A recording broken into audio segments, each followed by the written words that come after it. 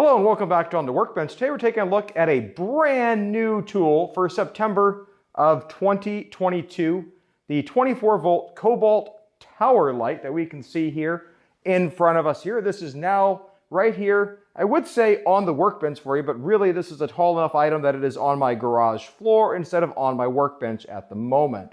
So let's take a look at what we get. So what we got here is basically an entire room lighting solution. This is in the new packaging. Same thing on the sides. Look at some more box specs there. It's got a 7-foot high extension height with 3 brightness settings, 3.3 foot collapsible height, fast and easy setup. Obviously that's subjective, and it's got 3 heads for lighting. So let's take a look at this and see what we get in the box.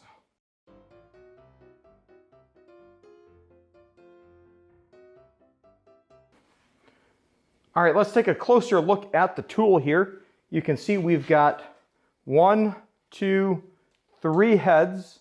These even appear to come with a little protective lens cover. You'd want to take this off before you set it up, just so you don't have any risk of melting these little plastic covers. Obviously nice to keep your lenses clean. And so there should be 3 of these to remove, 1 on each light. Now, as you can hopefully see, you can have all 3 facing the same way. If you have a couple pointed down, they can go down. They can also go 180 degrees. You only rotate 180 degrees, so it's really about 270-degree rotation from here all the way over here to give you a nice combination of options. There's a little pocket here on this little tray, and up here at the very top, if I undo this cap, hopefully you can see that, there is a 1/4-20 tripod mount where you could add something else to the top of this mast. Another light, a camera. You be the judge. There's a lot of possibilities for what you could add up there. And now for the tripod. So right here, there is a grip and a trigger that you can use. And if you press that trigger, that will allow the light to collapse. We're set up here, so that's pretty slick. Right down here is where the battery goes. There's no door or lid over it. It's just a nice open battery tray. We'll take a look at that a little more in a second here. We've got an on-off, presumably multiple position switch right here. We've got some adjustments on the legs, where if I loosen this up here, you can see where this can go from low all the way up to high. There is nothing else that slides out of the leg. And then if you need it here at the bottom, there's a hole where you could go ahead and screw this onto a base, screw it down to a sheet of plywood. I mean, I suppose you could even, if you built a nice little base for this, you could put some wheels on it and have a nice rolling light. That could be kind of slick for the right application. And then we've got this tray, we'll call it a screwdriver tray, up here at the top, where we have our multi-position or our adjustment. So if I've got that set down like that, I can open up and then raise it up. It's kind of hard to see when it starts getting so high. There we go. There's our heads up there. Going down here to this tray.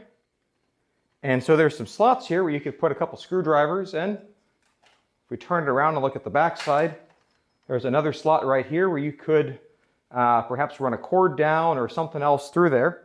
If you have the USB adapter, you can use this back side right here, and that clip fits perfectly, and you've got 2 USB ports right there on the side of this that you could use to charge a cell phone or something else with the extra battery pack there. So use that slot there creatively, and you can come up with more ways to get more out of this light. Depending on the size of your phone, you may be able to fit a phone in there. This phone doesn't actually fit, but I suspect if you've got a smaller size phone, that would work. So then the width of this tray is going to come in right about 2 5/8 inches. So bear in mind, if you've got a case on your phone, that may preclude it. So you got 3 screwdriver slots there, 3 screwdriver slots on the other side. And now for this demo, I've got the Big Daddy 8.0 battery fully charged. And we're going to go ahead and put this in the light. And we're going to make sure that this fits. So as you can see, no problem with the 8.0 amp hour battery. And there's even still room to spare. And so now I can press that on. And all 3 lights come on. If I tap it again, they dim.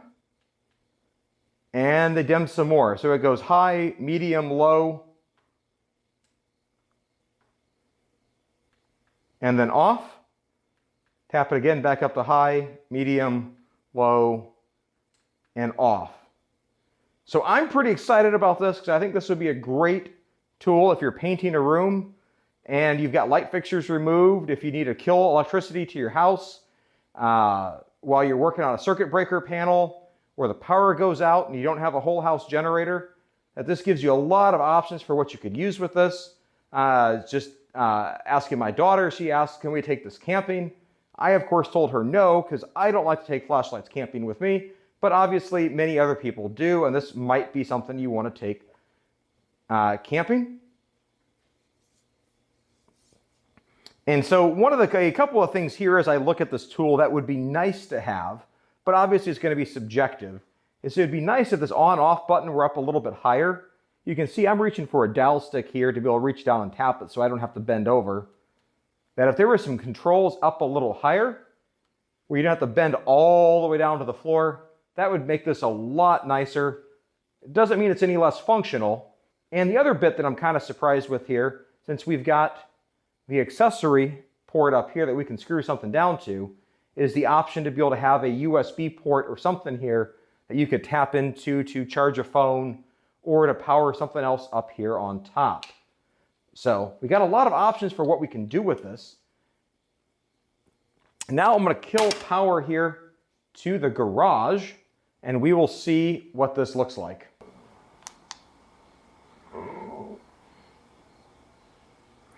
All right, so I've got all the lights turned off in the garage and I've got my light meter out here. We're going to go ahead and take my light meter and put this up to the light and see what we get.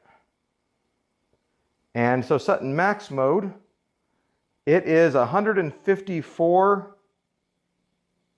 Make sure I can read that right. I'm sorry, 1,544 lumens here at the source. So if you were to take that times 3 lights that are set up here, in theory, that would put you somewhere around 4,600 lumens. Just at an ambient distance away, we'll see what that is. That's coming up at, let me set that back to max.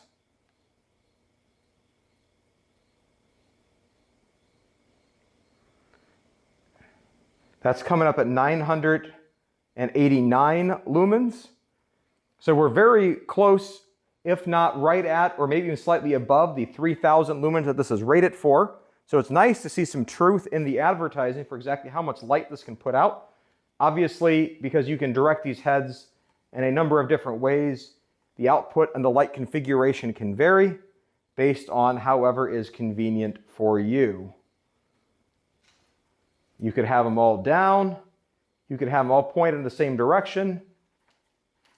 You could have them all pointed up at the ceiling. Or any combination thereof. And now a couple more thoughts here with the tripod port on top up here. If you open the little cap, I like the protector there. Now you could get crazy if you wanted to. And if you took, for example, the job site fan, has a 1/4-20 mount that you could thread this on. Admittedly, it's going to be a bit awkward because you have to actually spin the item on, so the light heads are going to have to be down like you can see there. in order to actually get this all the way around, and that cap doesn't quite get out of the way to get it on, but as you can see, there is the job site fan, and that's going to restrict the access to what you can do with the other heads, but you can get a little creative with some ideas like that. So another possibility would be the newer big spotlight. It also has a 1/4 thread mount. That can also thread on here. Again, these heads here have to be down and out of the way, and then you could spin this on.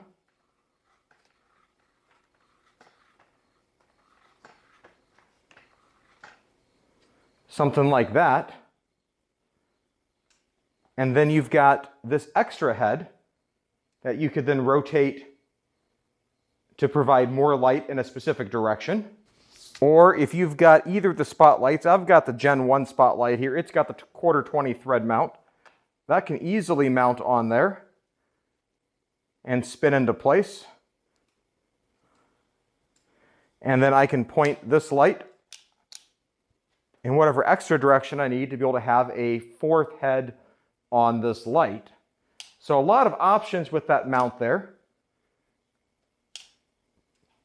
Obviously, that's going to require a second battery. It would be nice if there was a threaded piece on the side where you could spin this from the bottom to tighten it up into whatever you need to spin it on. But I love that that's there. It's a nice little detail like that that goes a long way. And as you also saw, you can also spin the head here of the tripod about 180 degrees, give or take. So you can adjust your configuration within the limitations of this. And so now when you're done using this, and I've left the lights on here for a good reason here, that you'll see more about in a second here, is that each of these little pockets here provide a little bit of an area where these lights can be protected from being bumped while in transport. What I'm kind of surprised about is that these aren't able to be tucked into the tray here to lock it into place during transport. The collars here on the side preclude that from going down any farther than where it is right now. So I'm a little surprised that this wasn't set to be able to lock these in place to protect the heads, but I don't know. We'll see how that goes. All right, so now I've had these lights on for about 30 minutes on high, and thanks to the power of editing, I've been able to jump forward a little bit here.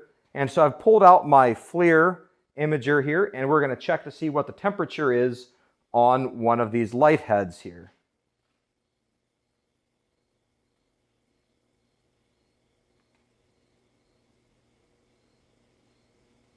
And it looks like that's coming in at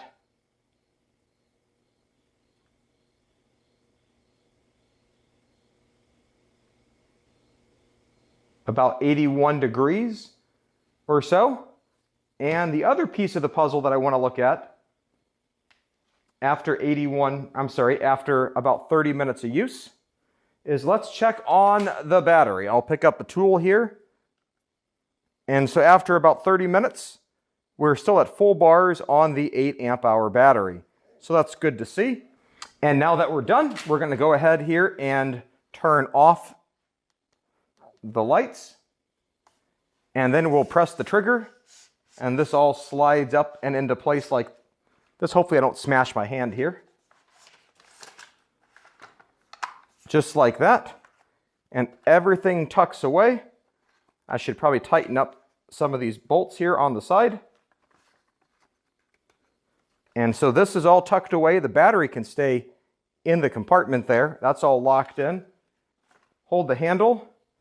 And with a battery in, it's not really very well balanced like that per se.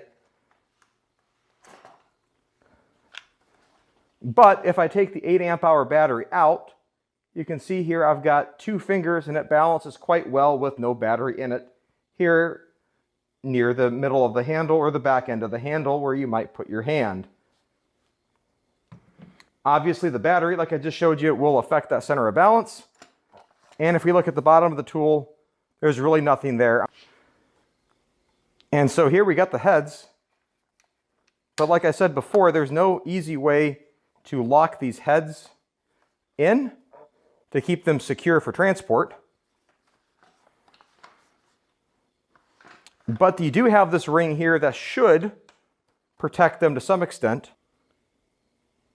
And so for about $180 at Lowe's, I think this is quite a good deal, especially if you're already on the Kobalt battery line. There's a lot of potential uses for this. And I'm sure there's going to be a lot more that you might be able to come up with that are going to be just as creative or out of the ordinary to be able to fit your home, your lifestyle, or whatever else you're working on, whether it's the top of an engine bay, under a car, in an empty room, replacing a circuit breaker panel, or something of the like. The fact that these lights here stay relatively cool and have pretty good battery life is fantastic. The 1/4-20 screw at the top is a nice addition for able to add other accessories or other lights for how you might expand this. Like I mentioned before, it would have been nice if there was a USB port on here to be able to plug in a phone and charge it at the same time, instead of having to pull out the adapter to be able to also charge the battery separately.